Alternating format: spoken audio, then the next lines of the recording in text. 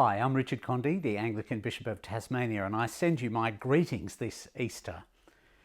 It seems like stating the obvious that the world is in a state of flux. The coronavirus pandemic has changed almost everything. Businesses closing down, people sent home into isolation, and many gripped by fear. It has affected the way we celebrate Easter as well. While I guess there'll still be some chocolate eggs and some pause for celebration, it dawned on me this week that this is probably the first Easter in the history of Christianity where on such a large scale people won't gather together physically to celebrate Good Friday and Easter Day in church. But that doesn't stop it being a message of hope in the face of death. One of the things the coronavirus has done is bring the idea of death closer to us than normal. Most of us operate day to day as if we're never going to die. We just don't think about it. But all of a sudden we realise that this virus is so infectious that it could get to anyone. Even the Prime Minister of England and our future King have it. And it could get to me, and it could get to you. And many of us are afraid. The true message of Easter, not the chocolate one, has something to say about our fears, and especially our fear of death, because it's primarily a message about life and death, or rather, about death and life. On the first Easter Sunday morning, after Jesus' violent death on the cross, the Bible's consistent witness is that women went to the tomb in the early hours to do what they had no time to do on Friday. That is, wrap Jesus' body with spices. In each account, they find the tomb empty. The body is not there. And they encounter an angel, a messenger from God, who brings the news that he had risen from the dead. Listen to this account from an eyewitness called Luke. He writes, "On the first day of the week at early dawn, they came to the tomb, taking the spices that they had prepared. They found the stone rolled away from the tomb, and when they went in, they did not find the body. While they were perplexed about this, suddenly 2 men in dazzling clothes stood beside them. The women were terrified and bowed their faces to the ground. When the men said to them, 'Why do you look for the living among the dead? He is not here, but has risen. Remember how he told you while he was still in Galilee. The Son of Man must be handed over to sinners and be crucified, and then on the 3rd day rise again.' Then they remembered his words, and then returning from the tomb, they told all this to the 11 and to all the rest." Over the following days, he appeared to them many times. The evidence is overwhelming.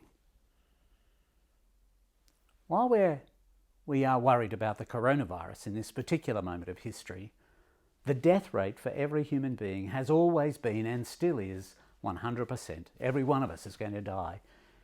Every one of us is going to go from life to death. But Jesus did the opposite. He went from death to life. Way back in the Middle Ages, people were living in Europe used to wonder if it were possible to get from Europe to India by boat. There was wealth to be found if a sea route round the southern tip of Africa could be found. Time after time, explorers would set off, only to end up being shipwrecked in storms off the southern coast of Africa.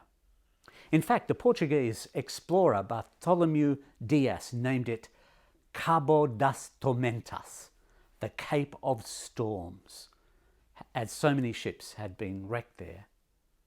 However, in the year 1497, one determined sailor tried again.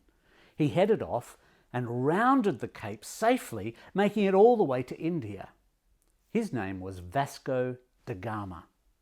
And ever since da Gama sailed back into the harbour at Lisbon in Portugal, his hometown, no one has ever been able to doubt that you can make this trip by sea from Europe to India and back. This cape near the southern tip of Africa changed its name after Vasco da Gama sailed past it. It changed its name from the Cape of Storms to the Cape of Good Hope, and it's been known by that name ever since. The story of Jesus' resurrection is a little like this. No one ever thought it was possible to come back from the dead. Everyone who has ever died had rotted in their grave. Death, as we are reminded just now in the pandemic, is our great enemy. It is our cabo das tormentas, our cape of storms. It robs us. It robs us of loved ones. It robs us of hope. It robs us of potential, and it causes fear. You know it from your own experience. Death is our cape of storms. But Jesus' resurrection renames death the Cape of Good Hope. Just as Vasco da Gama opened the way no one thought was possible, so does Jesus' resurrection show us that death is not the end. In John chapter 11, Jesus says, "I am the resurrection and the life. Those who believe in me, even though they die, will live, and everyone who lives and believes in me will never die. Do you believe this?" Jesus said. That's the most important question you'll ever be asked. If we believe in Jesus, that he himself is the resurrection and the life, we too will conquer death, round the Cape of Good Hope, to all eternity with him. Even while coronavirus rages on in the world, with millions predicted to die from it, beyond the grave is hope, a bright tomorrow, life beyond death, a resurrection life for those who trust in Jesus. I want to wish you a hope-filled Easter this year. God bless you.